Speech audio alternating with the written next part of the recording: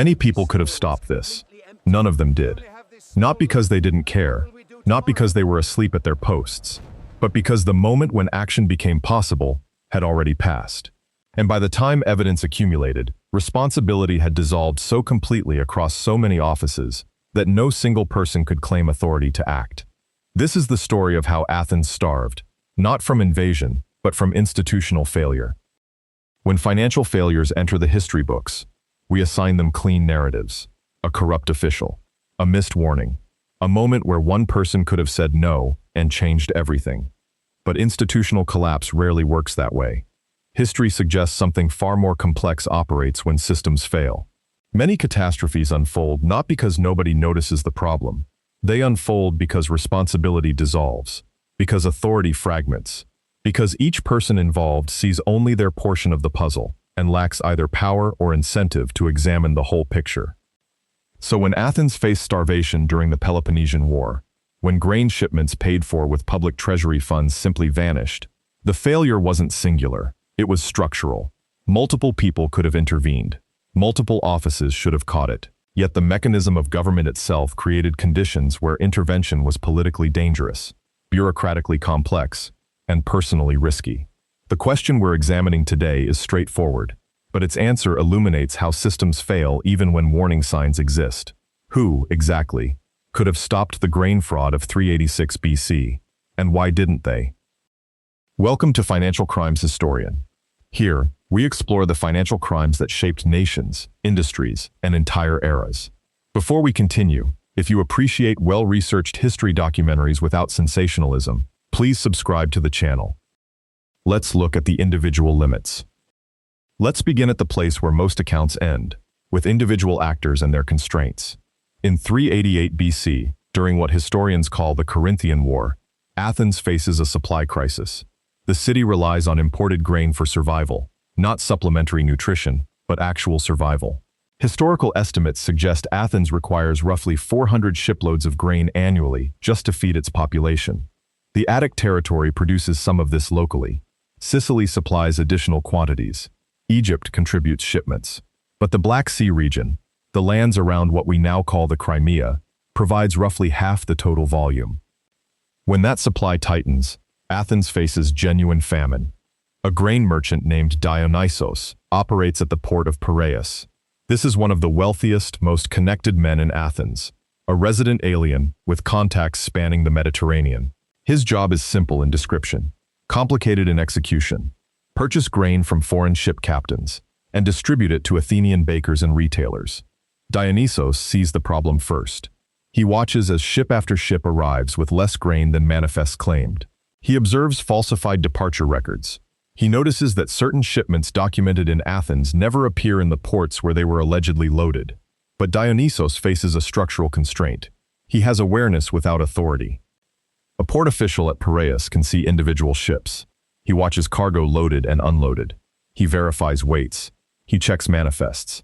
But he sees transactions, not the complete supply chain. He doesn't know whether grain documented in the Black Sea actually departed. He doesn't know whether a ship that left Alexandria carrying 3,000 medimnoi actually arrived with 3,000, or if the manifest was falsified, or if the grain was diverted to another port. A magistrate in Athens, perhaps one of the Sitophylax, the grain stewards tasked with regulating the trade, holds contracts and documentation. But she doesn't stand at the docks. She doesn't see the actual grain.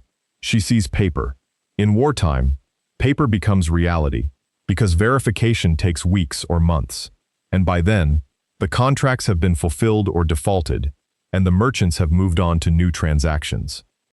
The generals commanding Athenian forces during this war prioritize military survival.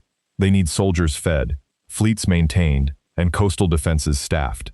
They delegate matters of commercial supply to civilian magistrates.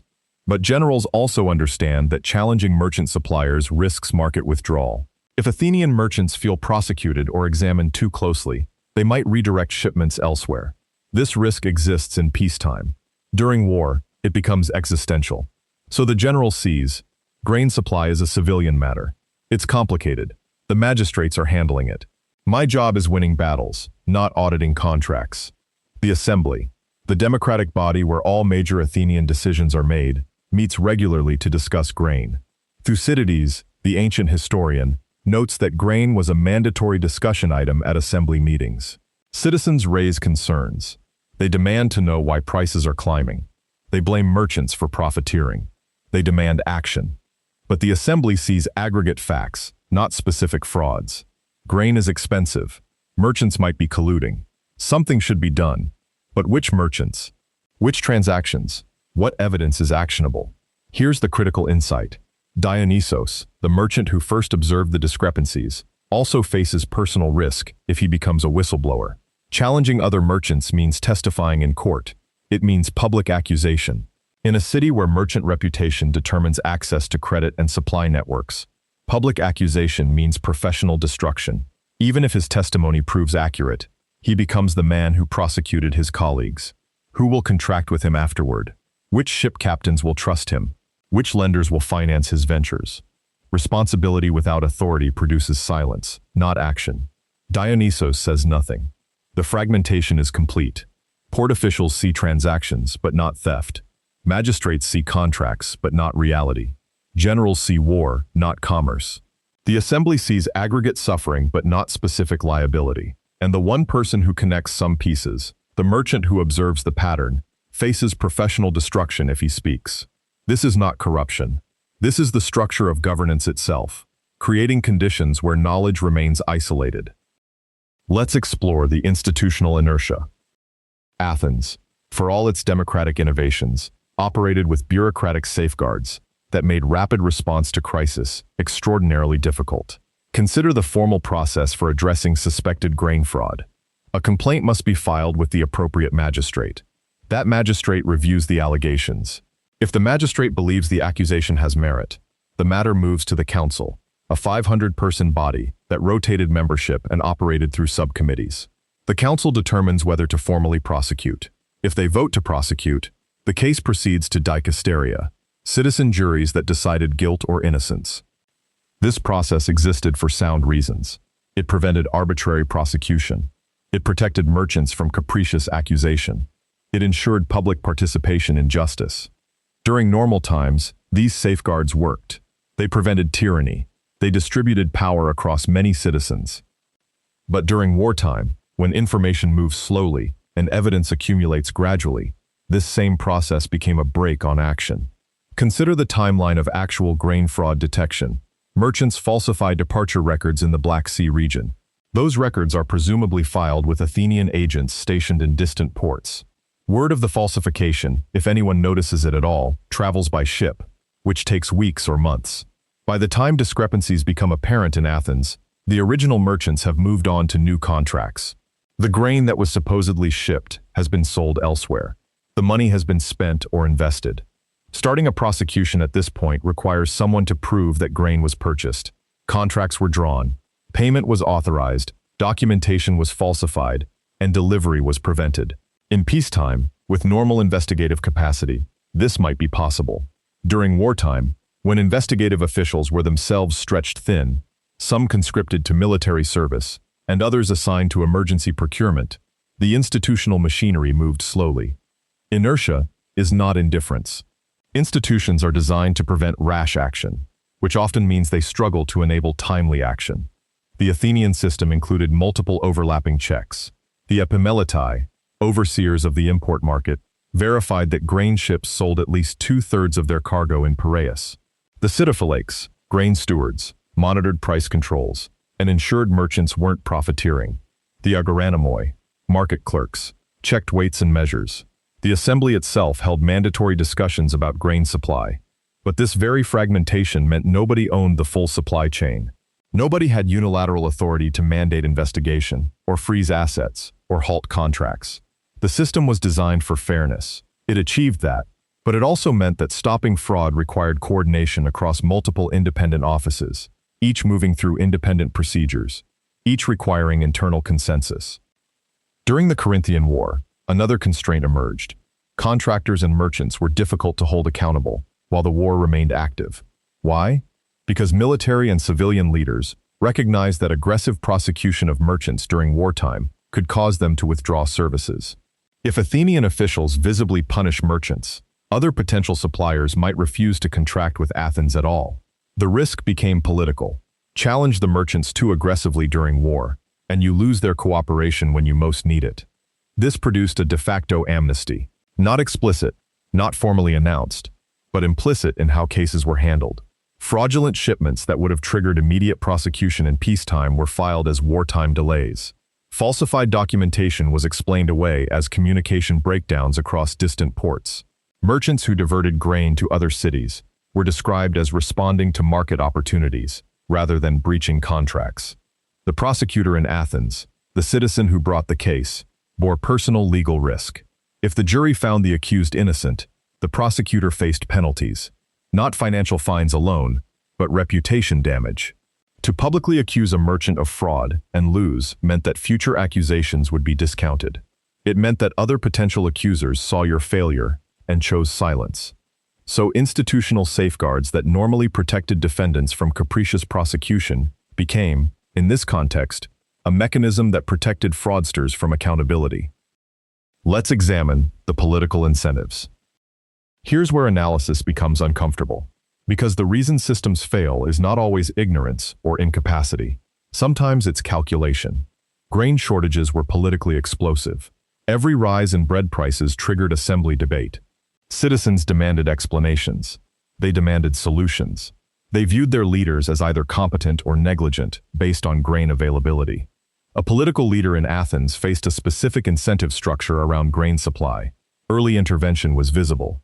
If a magistrate stepped forward and said, "I believe merchants are committing fraud and starving this city through deliberate supply restriction," the magistrate became the center of a political maelstrom. Merchants would defend themselves publicly. They would argue they were following regulations.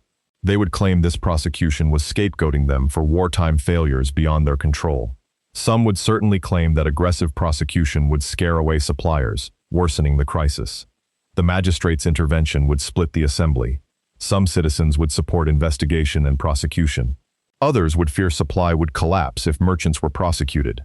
The magistrate would be attacked by merchants and their political allies. Win or lose, the magistrate would emerge damaged. Delaying intervention, by contrast, was politically safe in the short term. The crisis was wartime friction. Supply problems were explainable as Spartan blockades and Persian interference. Nobody could definitively prove that merchants were causing scarcity rather than war itself. Delay meant the magistrate could avoid confrontation. Delay meant no visible enemies made among powerful merchants. Delay meant no political risk today. The cost of delay was invisible. Starvation was gradual. The impact is distributed across the general population, not concentrated in one sector. Children in poor families went hungry, but that didn't translate to organized political opposition the way merchant prosecution would have. Doing nothing could be, and often, is politically safer than doing something uncertain. Consider the position of Anytus, one of the grain regulators involved in this case. Anytus faced a magistrate's nightmare. Grain prices were climbing despite his office's mandate to prevent profiteering. Citizens were angry. The assembly was demanding solutions. Doing nothing meant watching this crisis worsen and facing public blame. Taking action meant risk. The investigation of merchants would be controversial and expensive, and might fail to recover missing grain or lower prices. Anytus pursued a third path: regulatory approval of merchant coordination. His logic was economically intuitive, though ultimately catastrophic. If merchants stop competing against each other when purchasing grain from foreign ship captains, they can negotiate lower wholesale prices. Lower wholesale prices would, theoretically, lead to lower retail prices. In principle, this wasn't unreasonable. In practice, it gave merchants monopsony power, the power of unified buyers against fragmented sellers. And because merchants also sold grain to Athenian consumers, this same coordination gave them monopoly power. The combination produced the opposite outcome. Prices rose sharply. But Anytus had made a decision. He had publicly endorsed merchant coordination. Reversing that decision now meant admitting error. It meant acknowledging that his response had worsened the crisis. Politically, it meant providing ammunition to his enemies, who could claim he had enabled the fraud rather than prevented it. So Anytus did not reverse course. He did not order investigation of merchant practices under his newly granted authorization. He did not examine whether merchants were exceeding the scope of approved coordination. In fact, when merchants were eventually accused of hoarding grain in excess of legal limits, Anytus claimed he had never authorized such hoarding. He claimed he had only told merchants to coordinate their purchasing, not to violate inventory restrictions. This created legal ambiguity. Had merchants violated the law, or were they following the regulator's authorization? The ambiguity was useful to Anytus. It made prosecution difficult. It meant merchants could claim they were following orders. It meant Anytus couldn't be held responsible for their actions.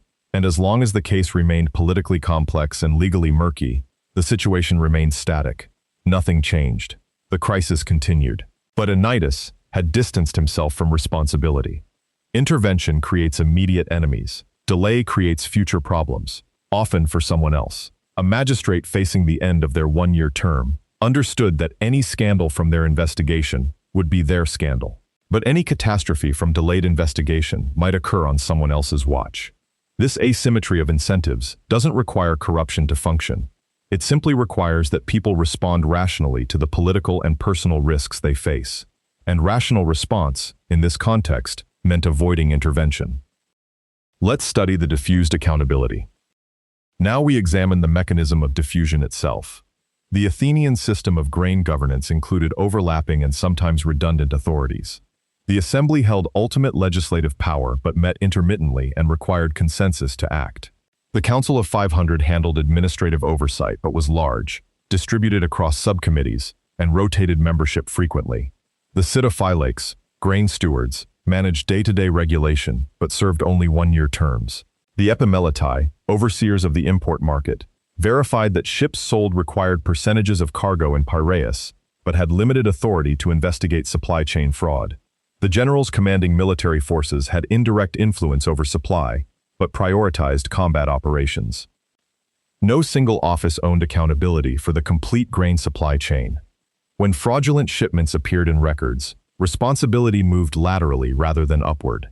The port official reported to the overseer of imports, who reported to the Psittophylax, who reported to the council, which reported to the assembly. But at each step, the question shifted slightly. The port official asked, "Is the manifest correct?" The overseer asked, "Did the required percentage sell in Piraeus?" The Psittophylax asked, "Are prices within legal limits?" The council asked, "Should we investigate?" Each office answered its specific question accurately, but nobody answered the fundamental question, is the grain actually arriving? This wasn't negligence. This was bureaucratic design.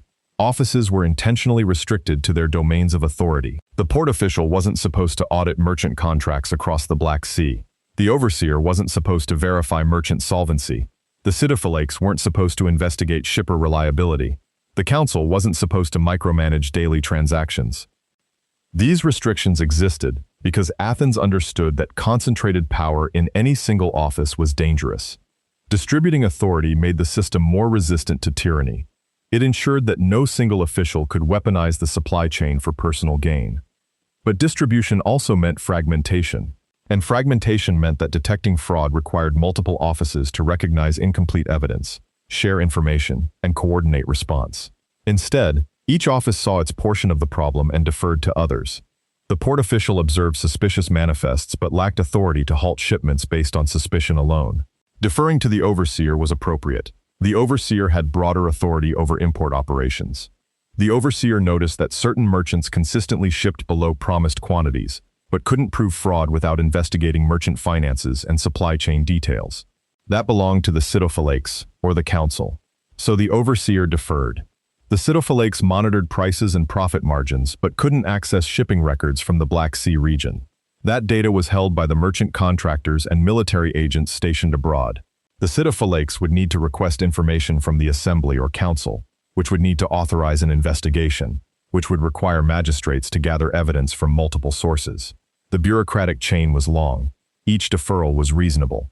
Each distribution of authority was appropriate. But the cumulative effect was that the fraud continued undetected. When everyone is partially responsible, nobody is fully accountable. The merchants themselves understood this fragmentation and exploited it.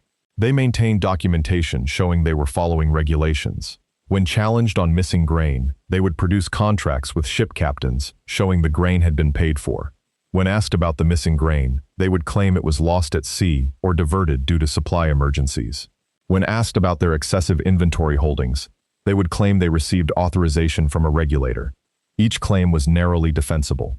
Each document was technically legitimate, but the aggregate effect was systematic theft of grain belonging to Athens. Here's what made accountability impossible. The merchants never needed to conceal their fraud. They only needed to fragment it. Distribute the false claims across multiple contracts, multiple ports, and multiple time periods. Each claim was individually small enough that it escaped scrutiny, but collectively, they represented catastrophic loss.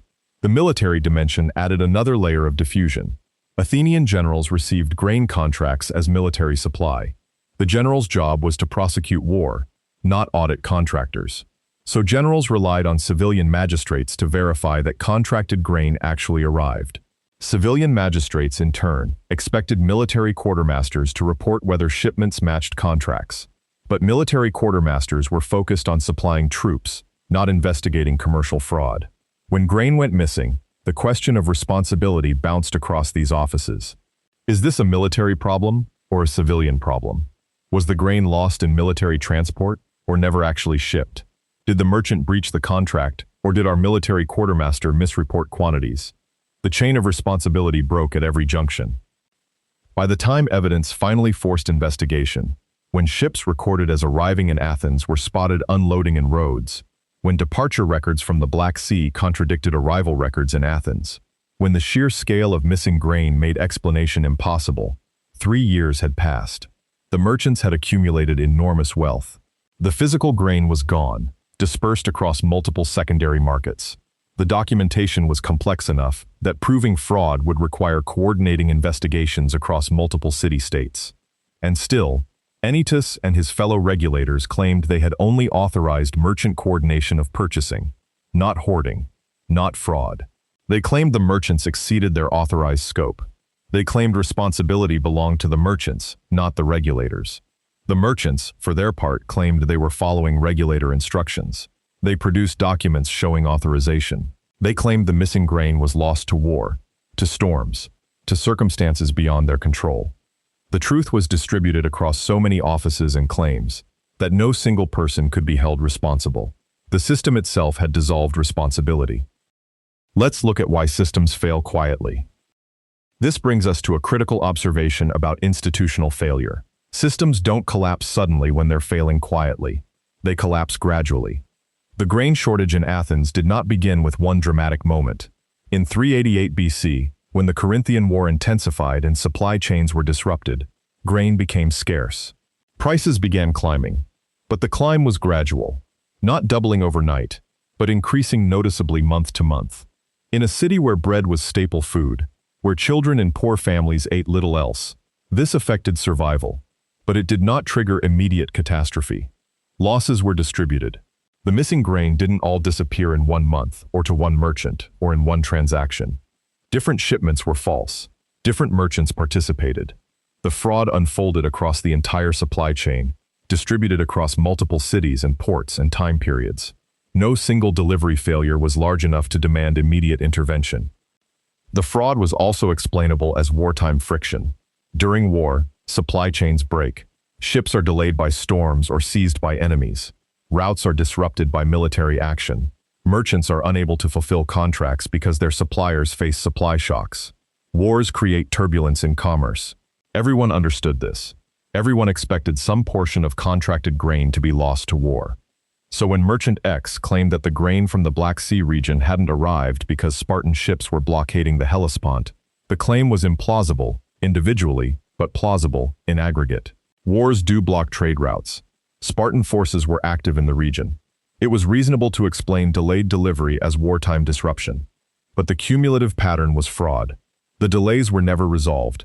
The explanation was never updated when the blockade lifted. The merchants continued claiming losses to wartime disruption long after the immediate crisis had passed. But because each individual claim was bounded and explainable, and because investigating all these claims simultaneously would have required massive institutional coordination, nobody pulled together the aggregate evidence. Systems don't fail quietly because no one notices. They fail quietly because no single moment demands action. Each month, the grain shortage worsened, but not catastrophically. Each merchant transaction involved some false claim, but none were large enough to justify prosecution on their own. Each regulator saw a portion of the problem, but not enough to justify intervention. The evidence accumulated in isolation. Port officials noted discrepancies that seemed minor. Magistrates saw delayed shipments they attributed to war. Merchants received complaints, but pointed to contracts and documentation showing they were following regulations. The assembly heard reports of shortage, but couldn't identify specific liability. This is why institutional failure often remains invisible until it becomes catastrophic. The system produces gradual decline, starvation spreading across the population, grain reserves depleting slowly, and prices climbing incrementally, all explainable as wartime friction, all distributed across so many actors and decisions that no single intervention point emerges. By the time the fraud became visible, when contradictory documentation made it impossible to ignore, the merchants had profited enormously and dispersed the grain to other markets. By the time accountability came due, 3 years had passed, and multiple political seasons had rotated leaders. The quiet failure had become complete failure. What this teaches about accountability. So what is the broader lesson here? Accountability disappears not through negligence, but through diffusion. This isn't ancient history. This is how modern financial crimes unfold, often in plain sight. Look at the mortgage fraud that triggered the 2008 financial crisis.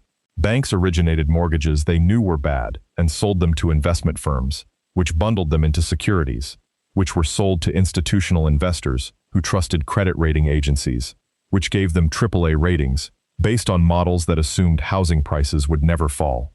At each point, someone was technically doing their job. The bank originator was following corporate targets. The investment bank was purchasing securities that were rated highly. The rating agency was applying models consistent with industry standards.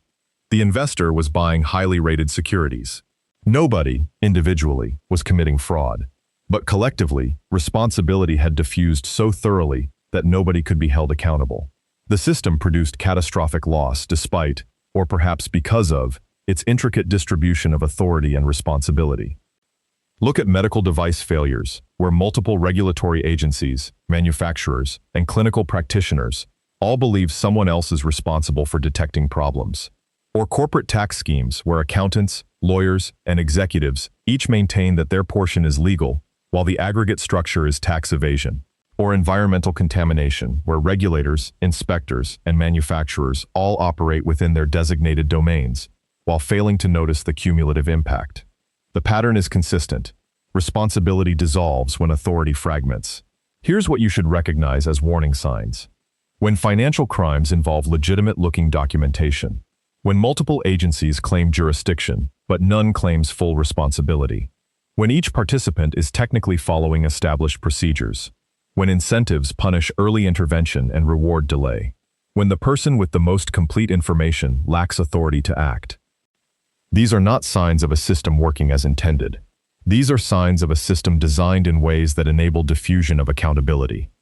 The Athenian grain fraud teaches us that you don't need a single corrupt official to create financial catastrophe. You don't need obvious villainy or dramatic conspiracy. You need fragmentation. You need layers of authority where no single layer owns the complete picture. You need incentive structures that make intervention personally or politically expensive. You need processes so elaborate that rapid response becomes impossible. And you need conditions, like wartime, or emergency, or crisis, that make normal oversight mechanisms break down.